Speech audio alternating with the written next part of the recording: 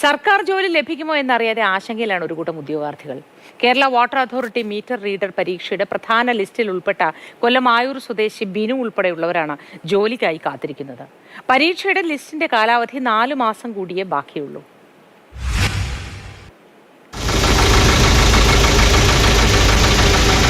കൊല്ലം ആയൂരിലെ റോഡിലൂടെ ആംബുലൻസ് ഓടിക്കുന്ന ബിനുവിനെ ദിവസങ്ങളുടെ കണക്ക് അസ്വസ്ഥപ്പെടുത്തും.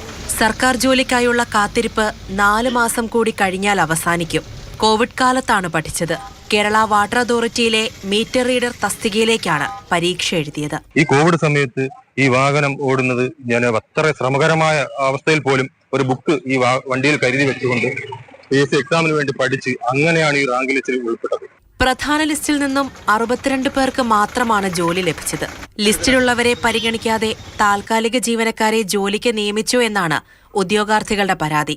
വിവരാവകാശ നിയമപ്രകാരം ലഭിച്ച മറുപടിയിൽ 2024 ഫെബ്രുവരിയിൽ 1312 താൽക്കാലിക ജീവനക്കാർ കേരള വാട്ടർ അതോറിറ്റിയിൽ ജോലി ചെയ്യുന്നുണ്ടെന്ന് വ്യക്തമാണ്. 15 ലക്ഷം വാട്ടർ കണക്ഷൻ കേരളത്തിലുള്ളപ്പോഴാണ് ഇന്ന് 52 ലക്ഷം വാട്ടർ കണക്ഷന് ഭരണാനുമതി ലഭിച്ചിട്ട് പോലും സാങ്ഷൻഡ് പോസ്റ്റ് വർദ്ധിപ്പിക്കാതെ താൽക്കാലിക ജീവനക്കാരെ കുത്തിനിറച്ചുകൊണ്ടാണ് ഇന്ന് ഈ അതോറിറ്റി പോകുന്നത്. ജോലിക്കായി കാത്തിരിക്കുന്നവരിൽ PSC പരീക്ഷ എഴുതാനുള്ള പ്രായപരിധി പൂർത്തിയാകുന്നവരുമുണ്ട്. കുറച്ച് നാളുകൾ മാത്രമാണ് ഞങ്ങളുടെ മുന്നിലുള്ളത്. അതിൽ കൂടുതൽ ആൾക്കാർ ഏജവറായതുകൊണ്ട് ഇനി ഒരു എക്സാമിന് പങ്കെടുക്കാൻ പോലും കഴിയാത്ത അവസ്ഥയാണ്. ഞങ്ങളുടെ വളരെയേറെ ഒരു പ്രതീക്ഷയും സ്വപ്നവുമായിരുന്നു ഒരു ഗവൺമെന്റ് ജോലി. ജീവിക്കാനുള്ള ഓട്ടത്തിനിടയിലും സർക്കാർ ജോലി എന്ന സ്വപ്നത്തിനായി കാത്തിരിക്കുകയാണ്. മാതൃഭൂമി ന്യൂസ്, കൊല്ലം.